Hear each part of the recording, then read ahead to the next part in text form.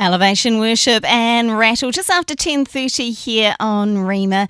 Well, she's joined us at this time for a very long time now, the wonderful Tanya Unkovic. Tanya, welcome to the show.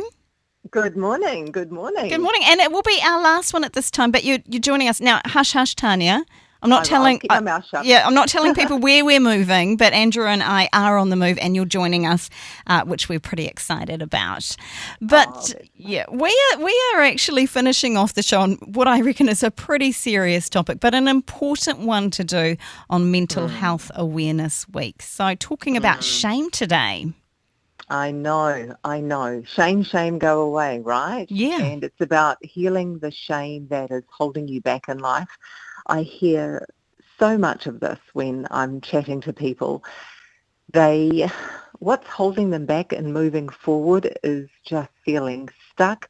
They are holding stuff in that they haven't shared with anyone before.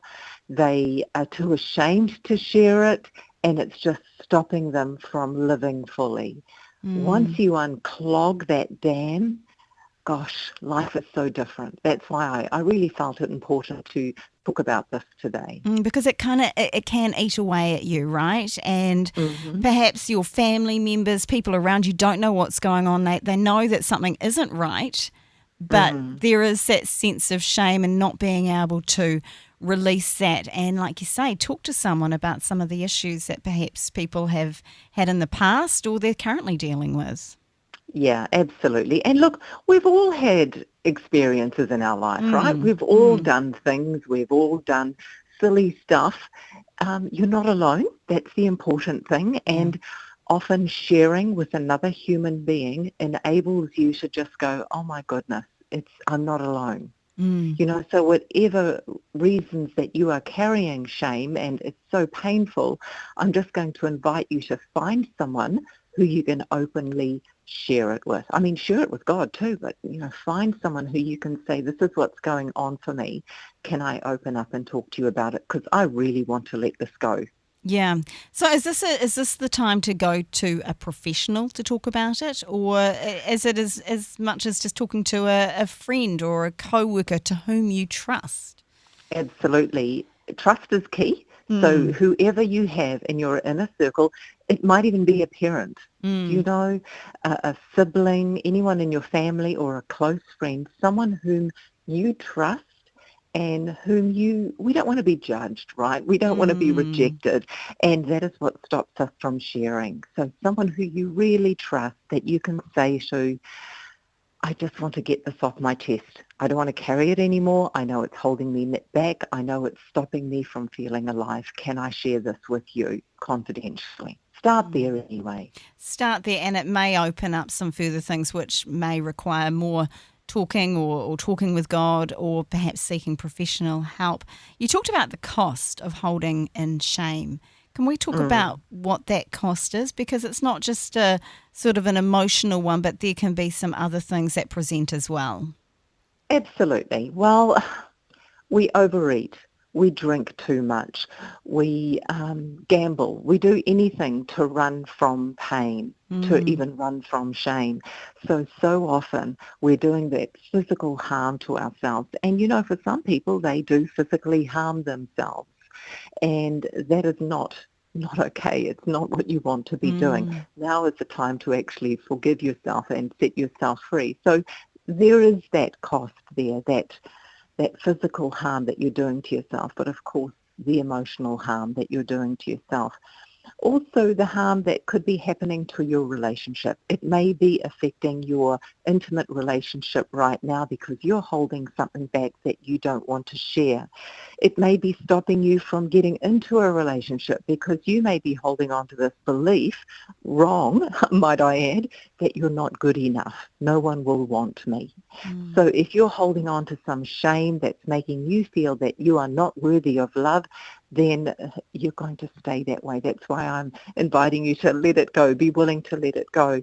Or you may be staying in a relationship that is harmful to you because you feel ashamed and you don't want to leave because you don't think anyone else will want you. So there's so many scenarios around relationships that could be harmful to you because you're holding on to this shame. Look, a lot of people spend outrageously because it's one way that they run from what's going on.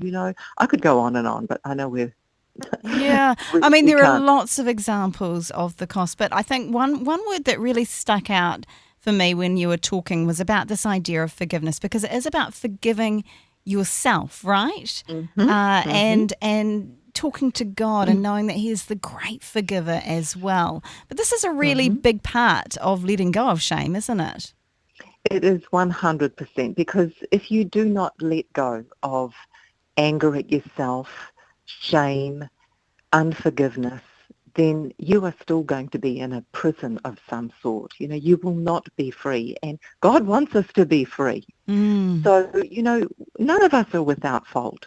In fact, our trials, we should welcome them, because if we can pass through trials and these feelings, that we're going to be able to help another person to smoothly sail through life, to teach other people and be an example. So the more we can work on ourselves and forgive ourselves, the more we can be of service to another human being.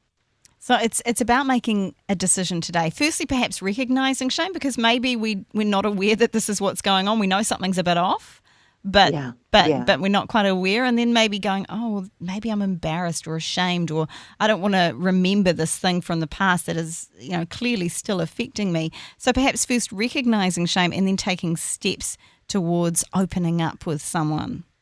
Oh, without question, recognizing the shame that you're holding on to, recognize if you're in a relationship that's not healthy, someone may be shaming you on a very subtle level. So, you're Mm, getting that pushed all the time. So it's about opening your eyes and going, actually, is what this person saying to me true? mm. So there's so many aspects where shame can come into your life. It can be from within or from outside. So be aware of it, recognize it, and actually make a decision to stand up for yourself. I like it. And standing up for yourself is so, so very important. Mm. And I think, yeah, as we've talked about in the past and as we've talked about today, it's about talking to someone to whom is trustworthy, because not everyone is trustworthy. And No. if you are sharing something that you are embarrassed about or ashamed about, you want to share it with someone to whom you know is going to be helpful, right? Absolutely. You really do want to be able to open up fully, because the more you open up and let go, the more you are freeing yourself. Tanya, thank you so much for being on the show today, but also being on this show for, well, a number of years now. We so love talking with you and looking forward to the next phase on this radio journey, which you're joining us Yes, in a few weeks' time. yes, I'm really looking forward to it, and my lips are sealed. I like it. Hey, thanks, Tanya. And of course, You if are people want to welcome. check out some of those previous interviews we've done and the things that you do, how do they do so? Well, I've got them all up on my YouTube channel, and also on my website I've got additional resources to help you through, tanyaunkovich.com. Thanks, Tanya. Bye.